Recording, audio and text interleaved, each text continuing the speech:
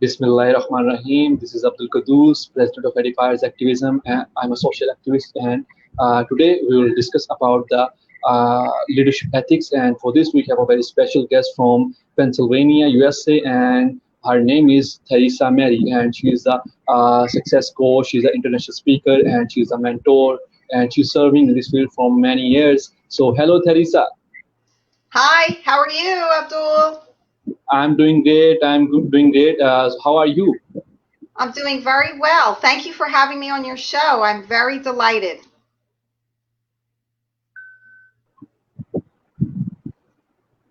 Okay, so we can start with your introduction. You can share your life journey and your experiences, what you faced in uh, these fields. So, yeah, I'm from Pennsylvania. I come from an Italian family in Philadelphia. I was the youngest of four children. And growing up, I was very, very shy and very fearful and very uncomfortable around strangers. Now, I had a very loud, big Italian family, so it was very odd that I was so shy. But I didn't like speaking in public, and I didn't really like crowds. I preferred to be alone a lot. And then as I went through school, I became more shy and very fearful of strange people, crowds, and it carried over into my adulthood. And I married at a young age, and unfortunately, my husband died, and I was left to raise my child alone. And I had no money, I had no real skills, so I really had to start facing the fact that I needed to find my purpose in life, and I wanted to be successful and give my child a good life and be the best mother that I could be. Okay, okay, that's very impressive, and that's very that shows that you suffered a lot in that period of life. So the best thing is that you overcome that, and you are doing great things, and you are polishing the young minds. So our topic is leadership ethics. So how you define the leadership skills? What are these? Well, I believe that, in fact, I know that everyone has within them the ability to lead. However, leadership is nothing more than influence, nothing more, nothing less than influence, because we all have the opportunity to influence. In fact, today, your show, you are influencing many people just by allowing your listeners to listen to other people. We are influenced by people we go to school with, people we work with. We are very influenced by social media. A leadership simply influences people for the better, and leadership must be developed. So, one of the reasons that I wanted to further my education was because I knew I had a message to share. I knew that I had the ability to lead, but I didn't know how to do it. And so, one of the things that I believe is important for leaders, especially young leaders, is to have coaches and mentors and advisors. Yeah, that's great. So, is this the quality of inborn, or we can polish the skill by ourselves? Um, did you ask me if leaders are born with it? Yeah, yeah. So, well, leaders, I don't think leaders are born leaders. I think we are born with the ability to lead, but just like when a baby starts to walk, and many times a baby will fall down first, and babies don't walk right away, right? Do they crawl first? Yeah. And so babies learn how to walk and talk over time just by listening and learning from other people. So I believe that we must listen and learn from other people in order to be a successful leader. Now, let me say this. Many people say, I'm a leader. Hey, I'm a leader. Hey, did you know that I became a leader today? Well, that doesn't mean that you are leading, because many people believe that they are leaders and no one is following. So what I say is that if you are a leader and no one is following you, then you are taking a walk all by yourself. You must have influence and you must have followers. That's what makes a great leader. Okay, that's great. So, okay, so is the age factors influence the leadership role? So I believe that young people have an incredible ability to lead, because young people are very influenced. Young people are influenced easily by what they see, what they hear, what they learn. So young minds must be influenced for the positive. Young minds must be developed with education and knowledge and leadership ability. And in order to do that, young people must have strong leaders and positive, influential people teaching them. I believe that young people must have the opportunity to develop their leadership skills for the next generation. Okay, okay. So, what are the key elements of leadership, and what are the things we have to follow to be a leader? Well, I think you have to have a desire to lead. Many people have the leadership ability within them and they have no desire to lead. That's what we call a follower. In order to lead, you must first have a desire to lead.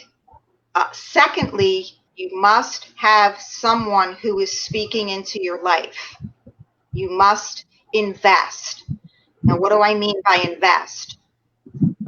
Get some books, watch some videos of great speakers, great leaders, research some of your favorite leaders, and thirdly, you must find someone who will take the time to train you. It could be someone in your family who is a good mentor. It could be someone that you work with. It could be somebody that you have met before that you would like to learn from. Okay, okay. So these are the elements which a leader should follow. But what are the qualities of a leader? If somebody is already a leader, how can we identify? That's a great question. I think, in fact, I know that in order to be a great leader, you must be able to lead yourself. What do I mean by that? You must have discipline. You cannot tell people or lead people if you're not doing the same thing yourself. So I believe that many leaders are like a travel agent. Do you know what a travel agent does? A travel agent books the Yeah, flight. They book the flight for you. They tell you all about the wonderful place you're going. That's a travel agent. They might not have yeah. ever been to where you're going, but they're providing you with the information to get there. Now, a good leader is not a travel agent. They're more like the tour guide. They're with you. They're walking with you. They're traveling with you. They're showing you all of the places that they've been. They're telling you all about the place that you're looking at or the place that you're staying. So a good leader is somebody who walks with the team, with the people they're leading. Okay, so what are the leadership ethics? As we mentioned that our topic is leadership ethics. So what is it? What is that? I believe that the best form of ethics in leadership, two words, impact and integrity. Because if you are a leader and you are not impacting your community for the better, if you are not impacting those that you lead, what do I mean by impacting? Making a difference, helping people become better, stronger. That's impact. Integrity is not doing something that is not good. Integrity means that you will not do things that are not good for you or yourself or your team. Integrity is honesty and humility. I believe that integrity is very important and having an impact on those that you lead.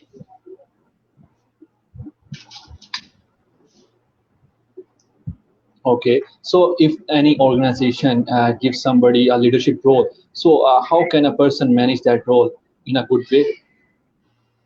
That's a very good question. So when you are given a leadership or management role, first of all, I believe there's 3 words, excuse me. 3 words. Listen. Listen to those you lead. Listen and see what they're saying. Secondly, observe. Watch their body language. Watch their face. Like I said on a show I was on yesterday, I'm Italian. I talk with my hands. That means I'm excited and I want to hear what you have to say and I want to tell you what I'm thinking. That's observing. I'm smiling. I'm happy. I'm looking at you. You want to make sure as a good leader that you're not looking all around, not paying attention. You want to observe. And then thirdly, love. We must love what we do. We must love those we are leading. So do you know how you have LOL when you're texting somebody or on a Facebook? LOL? Laugh out loud, yeah. Right? So that's my key. Listen, observe, and love. LOL.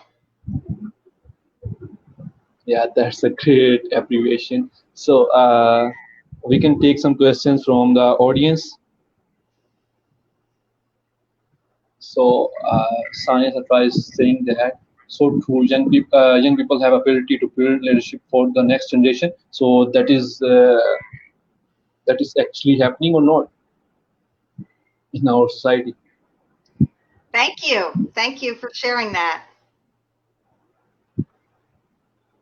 Is there a question there?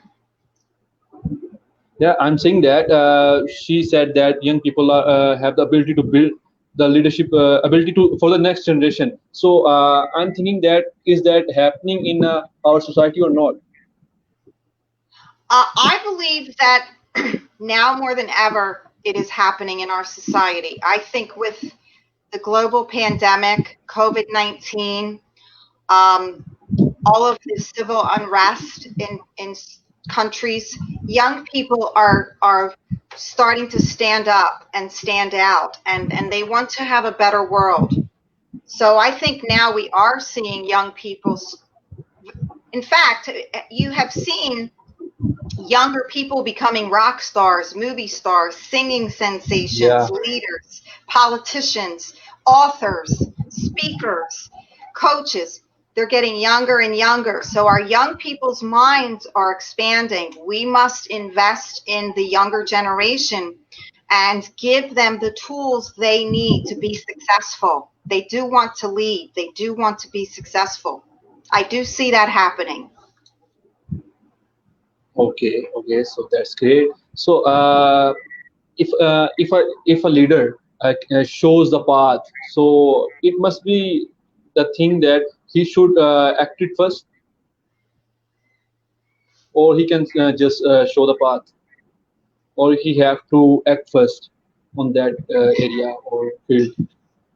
Yes, you must be able to walk the walk.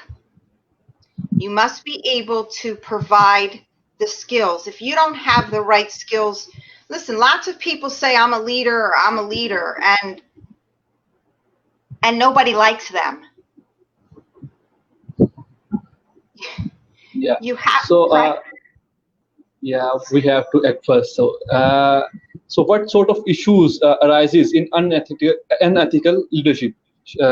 This is a question from Sundar Rajput. She's asking that what sort of issues arises in unethical leadership? So great question. I think that many times there are leaders who are saying all of the right things, but when they go home at night, they're not practicing what they're leading. I also believe that there are leaders who withhold information from their team, and that's a very bad idea. If you're a leader and you're not sharing what's happening with the company, if you're not helping your team go in the right direction, it's kind of like if you found a treasure, if you found a prize, you would want to tell your friends about it. You would want to tell everyone, look what I found. Look at this great thing. A great leader tells their team all of the wonderful things that are happening in the company. We cannot withhold information. I think that's very unethical. I also believe that not being honest with your team, there are some times that as leaders, we have to tell our team or those we are leading where they're making mistakes and help them grow. So if you are a leader and you are not helping your team grow, that is also unethical, I believe. Okay, okay.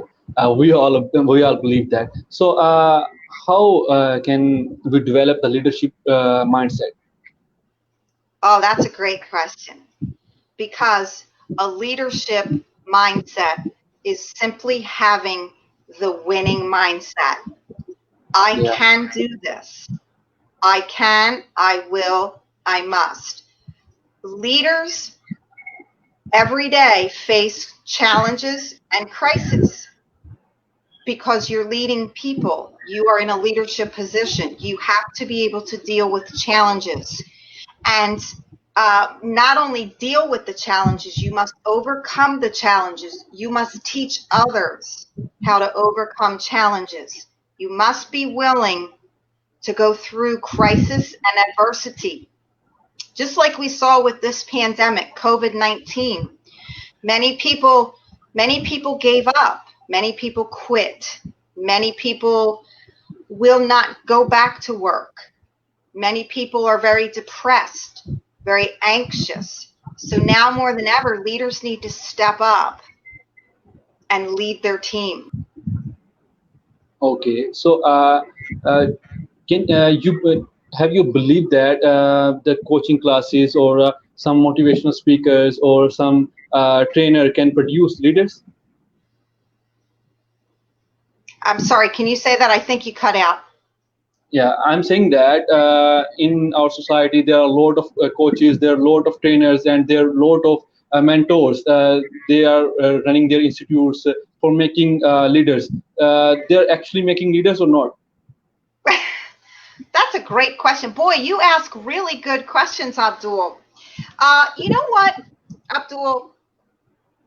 I think that everyone nowadays is thinking that they're a coach. Yeah. That's the big buzzword. Now, I am also in the field of mental health, so I provide counseling and coaching. I provide opportunities to help people with their mind, mental health.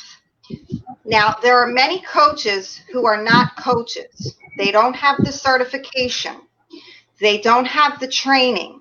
They just think that, hey, I'm really good at what I do, so I must be a coach. Or, you know, I make $1 million, so I must be able to coach somebody. We can mentor. Mentor is having a cup of coffee with someone. Mentor is, I know how to build cars. I can mentor you and show you how to build cars, okay? If I don't know how to build cars, I cannot mentor you on how to build cars. Now, coaching is very different than mentoring. Coaching is walking with you.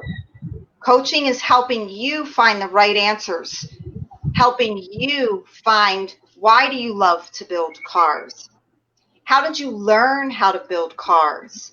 And what will help you be successful in building cars? So coaching is very different. Coaching, you walk alongside with somebody. Coaching is you help them. It's an ongoing relationship. You offer them knowledge, insight, education. Not every coach knows how to do that. So I would say that coaching involves having significant time in the field. Now, I've been doing this for almost 2 decades. I have over 42,000 hours of coaching and consulting and counseling. So it takes time. Not everybody is a coach. You have to look for somebody who is successful, who has the right credentials, who has the correct knowledge and education, and someone that has lots of hours of coaching. Does that make sense, Abdul, maybe? Yeah. So, is time management is the quality of a leadership? Oh, that's a really, really great question. Time management is very important. Now, with that said, how many times have you heard someone say, I don't have a time? Oh, I ran out of time. I don't have time Many today. times. What I have learned over the years is that there is never a shortage of time. We all have 24 hours in one day. We all have the same amount of time, everybody. So what you do with your time is important. What I have found, in fact, what I know, very successful people, they have their time very, very organized, because we all have the same amount of time. If you want to be successful, are you watching TV? That's no good. Are you on your phone all day, watching Facebook, watching everybody else be successful? No. That's no good. So, Yeah. so you might say time management, but I just call it time smart. Use your time wisely. Do things with your time that are going to make you successful. I see a lot of people who are wasting their time, right? Okay. So, I assume that you are saying a good leader is a good leader must follow the smart way. Yeah. So I would ask your listeners, how many books have you read in the last 2 months? How many? One book. Reading books is very important. How many great speakers have you watched on TEDx? 2 or 3. How many articles have you read on what you like to do? How many people have you talked to in the last 3 days who are very successful? I think there's so many things that we can be doing to use our time, smart time, wise time. Yeah. So, we can take some questions from the audience. Sure. So, Malaika Salim is asking that how do you monitor the performance of people that you have to lead, and how do you respond to criticism? Well, I think in order to monitor the performance of the people you lead, there's a couple of things. One is, are they doing the work that they're supposed to be doing it in a timely fashion? Are they able to do the job that you want them to do? You have to be very clear when you are looking at performance, because some people can't perform because they don't know what they're supposed to do, because there are leaders who are not providing them with the right information. So you can monitor the performance, and you have to understand that if you have a team of people that are not performing, you must look at yourself as a leader and say, am I performing well? Am I leading well enough to help my team perform? If you are and they're not performing to your standards, then you have to have a conversation. How do you respond to criticism? Well, for me, criticism, I believe that it is important to have people give you honest feedback. But criticism, I think, is unnecessary. We don't need to criticize people. Everyone's doing the best they can. We're not all perfect. We're not going to get it all right, and we're never going to get it all done. So we don't have to criticize people. However, if someone is coming to you with some feedback, I think it's very important to take a moment and listen to what they have to say. And if it is true, then embrace that and welcome that as an opportunity to be better, to get better, to do better. That's how I respond to criticism. Mary, yeah, okay. Yes, sir.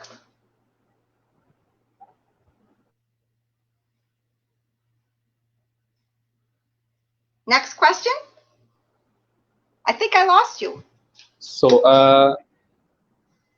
there are a lot of people working us, and every leader face the criticism, and it is rather it is a constructive criticism or a destructive. So how we can manage that things? What's the question? How can we manage what? I'm saying that the leaders face many criticism, rather it is a constructive or a destructive. So how we can manage the both things? How do we manage both destructive and constructive? Okay. Yeah. Well, listen, destructive criticism, there is no value in destructive criticism. It does not serve a person well if it is destructive. I believe that, for me, destructive criticism makes me feel really terrible. Destructive criticism can make me feel very sad. Constructive criticism gives me hope. It gives me strength. It gives me the ability to change my behavior to do better. So I think we have destructive criticism, just don't pay attention. It's no good. It doesn't help. Constructive criticism, you will feel it inside. You will know this is good advice. This is good change for me to make.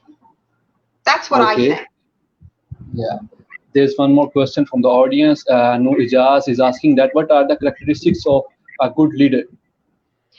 Okay, so some characteristics of a good leader.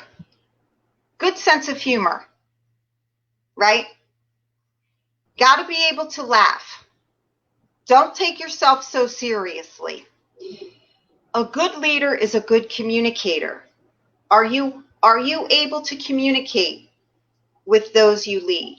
That's another good characteristic. A very good communicator.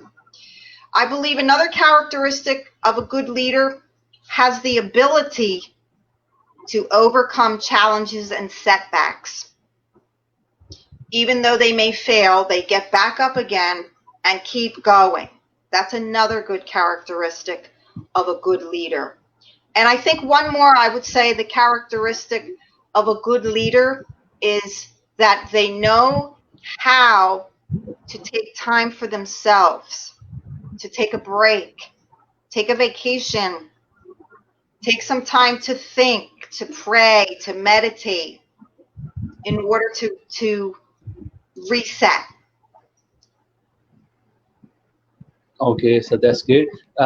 As you said that you have a busy schedule, so we have to end this session. So thank you so much for joining us and giving your views about this topic. And you have a wonderful, wonderful career, and you have a wonderful experience about this. So thank you so much for joining and showing your gratitude towards us. Thank you very much. We will definitely plan some more sessions with you. So Yes, thank you I would and have like a good to. day. Thank you very much. You have a great day, and it was a pleasure to be here. And I'm going to give you a virtual hug. I hope you enjoyed the session. Thank you. Great job. You did a great job, Abdul. Thank you for having me, and I hope to come back again real soon. Thank you so much. Thank you so much. Bye, everybody. Thank you so much. You're welcome. All good? Allah Hafiz, everyone. We will plan more sessions after Eid. So keep supporting us and keep motivating us. Thank you so much. Allah Hafiz.